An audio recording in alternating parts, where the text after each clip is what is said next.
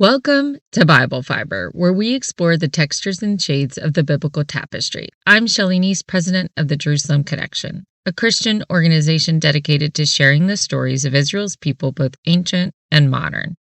I'm also the author of the book, Bible Fiber, a 52-week study of the 12 minor prophets available on Amazon. This week's Torah portion covers Leviticus 6:8 to 8:36. The second reading in Leviticus is titled Tzav, which translates to the imperative, command. Like last week, the text dryly expounds on how the priests are to present the sacrifices in the tabernacle. Details include how they are to dispose of the ashes, eat the grain offerings, and maintain the eternal fire. Each type of offering, be it burnt offering, grain offering, sin offering, or peace offering, has a distinct set of rules.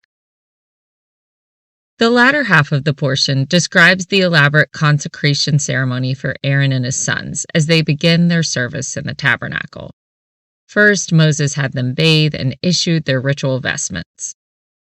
As part of the ceremony, a bull was sacrificed as a sin offering, a ram was slaughtered as a burnt offering, and another ram was sacrificed as part of their ordination. Each time, Aaron and his sons laid their hands on the animal before it was slaughtered, and each time the blood was sprinkled on the base of the altar. Upon the last ram, Moses took some of the blood and placed it on the ear, thumb, and big toe of the priest, all on their right-hand side. After their initiation, Moses instructed the priest to remain outside the entrance of the tabernacle for the next 7 days. This is where the portion ends. Reading Leviticus in a vacuum, you may be scratching your head and wondering what all the talk about animal sacrifice and grain offerings has to do with righteous living.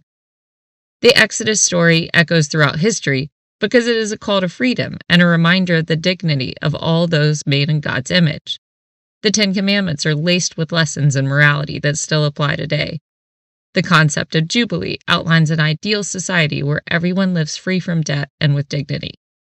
The heroes of the faith, from Abraham to Jacob to Moses, are virtuous examples of loyalty and sacrifice.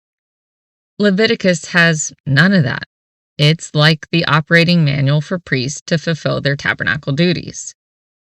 What are Jewish people supposed to do now with this manual, now that there is no temple?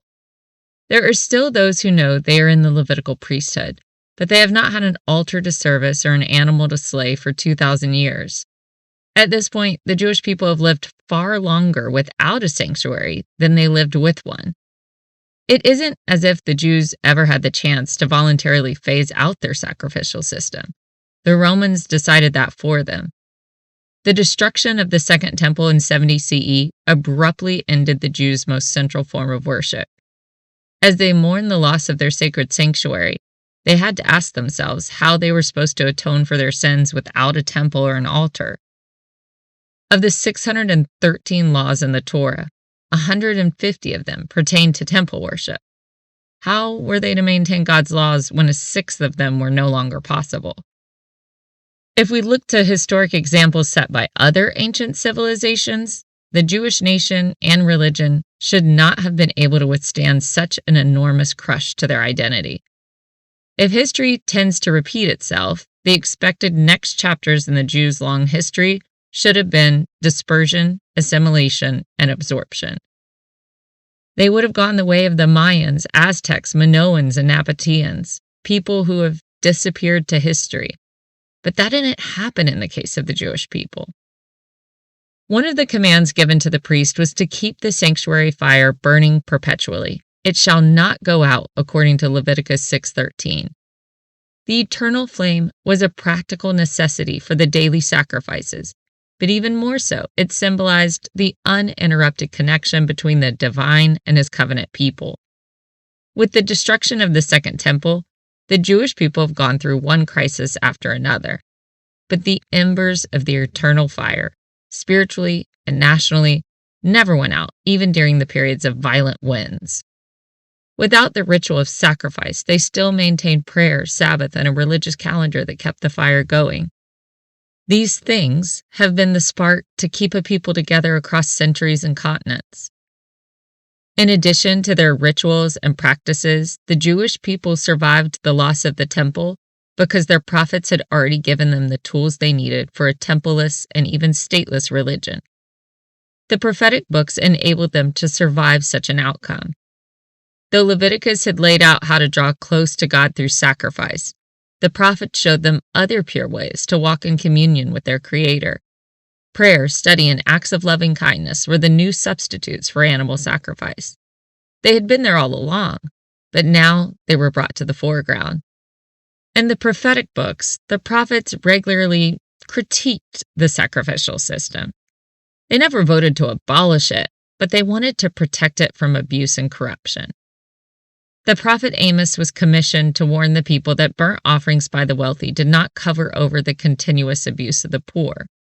Never one to mince words, Amos shared a message from the Lord saying, "Even though you offer me your burnt offerings and grain offerings, I will not accept them, and I will not look upon the offerings of well-being of your fatted animals.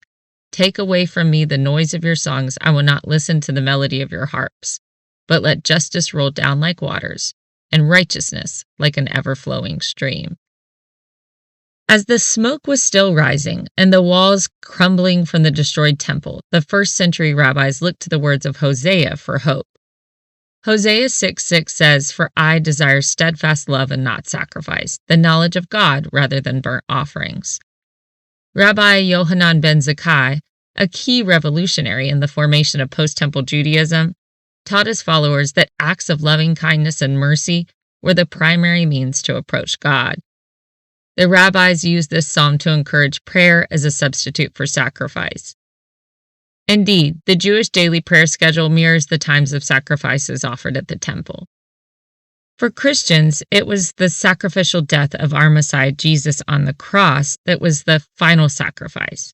But Christians also risk leaning too heavily on the sacrifice of Jesus and ignoring God's desire for us to live lives that are holy and pleasing to Him.